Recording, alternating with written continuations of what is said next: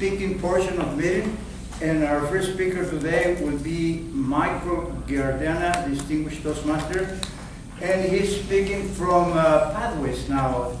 The path that he's using is Motivational Strategies. And he's on the second project, which is Evaluation and Feedback. This is the first time that he gives his speech, and he will take all our evaluations, modify it, and then give it again. So we'll probably hear it again. No, he's going to give it again on Tuesday.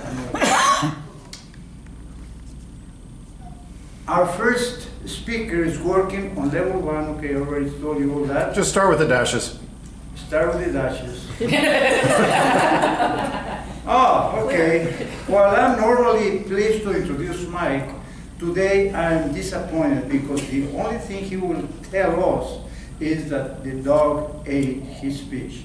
Please help me welcome Mike Adriana with "My dog ate my speech."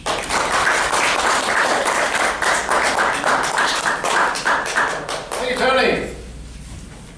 Fellow Toastmasters, honored guests, have you ever had the experience, the dread, the disappointment, the anger of waking up in the morning after spending 12 long hours on Saturday and Sunday to find that all the work you saved on a flash drive is now in little tiny pieces on the floor of the living room because your dog happened to think it was a dog treat? I have. My dog is voracious and always at the least opportune times.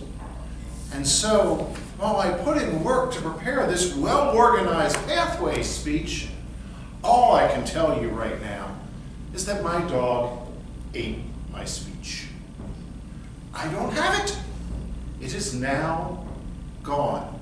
Now, we hear my dog ate my homework many, many times from students. As a teacher, I heard it lots of times. I would ask important questions like, what did you serve it with gravy? Or, just because the dog ate it doesn't mean you can't retrieve it in a day. But my smart aleckness aside, that was a problem. Is that lots of us procrastinate. And when we don't make our deadlines, the dog ate it. So today I'm going to help you grope the reasons why we procrastinate. Douglas Adams, English author, said, "I love deadlines. I love the sound they make as they fly by." Or Mark Twain said, "Never put off until tomorrow what you can do the day after tomorrow." We all tend to procrastinate, and there are several reasons. Most of them are psychological, but some of them are in fact more clinical in terms of the way our brains are wired and process information. In terms of the psychological reasons, there are three that I'm going to talk about. We have what we call delayed discounting, opportunity costs, and the failure of appetites. When we procrastinate, we're making a choice. A choice between working on something we need to, or doing something, or anything, or nothing else. But every time we make a choice, what we want to do with our time, the issue becomes, what do we really place value on? Is it the project? Is it the assignment we need to complete? Is it doing something else that we get a lot more enjoyment from? Or is it doing nothing at all? There are times that in the past week where I have felt like I know there are things I need to do, and I'm wiped out. I don't want to do anything at all. And so I've made the choice not to stay late at work past 9 o'clock to get things done, because at that point, my time was more valuable to me.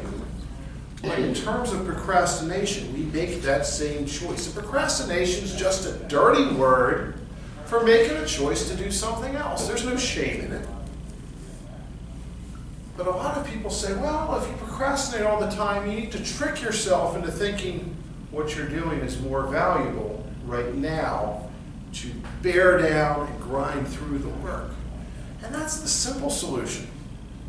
But it's hard to do because of things such as delay discounting, opportunity costs, and failure of appetites.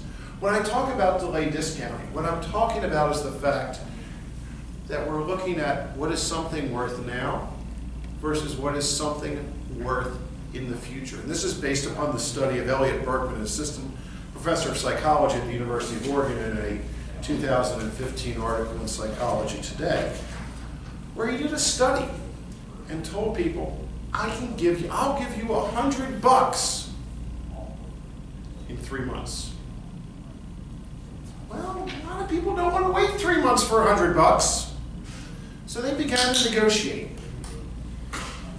And on average, they were willing to accept just $83 today rather than $100 in 3 months, because the gratification of having it now instead of 90 days down the road was worth more. So when we get gratification later, we don't put as much value on it.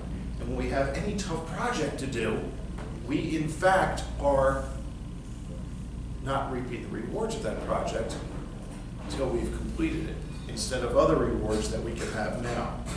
The second thing is the opportunity cost. Anything we work on is hard. Otherwise, it's easy and we do it. We call it work because it's hard.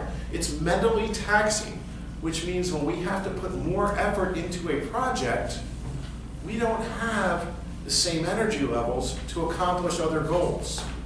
So the trade-off becomes a situation where it is simply not worth it to me to put in this time right now.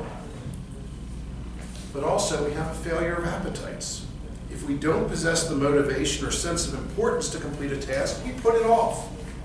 We don't view it as important to ourselves, so we don't have the motivation to complete it right away. So we make that choice.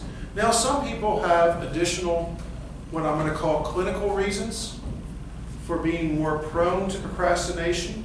For example, if they have an attention deficit disorder, it becomes much harder to structure and to prioritize. They may tend to procrastinate. They may tend to procrastinate as a coping mechanism because it is the pressure of that last-minute deadline that actually allows them to focus to complete a task. But also there are times of people who are susceptible to depression or anxiety, who feel overwhelmed.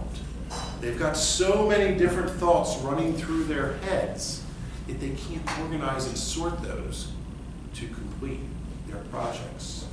So now that we've looked at some of the psychological reasons, the thought process reasons, as well as some clinical reasons, hopefully now you can grow and be a little bit more understanding when someone procrastinates. As for me, it might be time one day for me to finally get around to buying a dog. Mr. Toastmaster.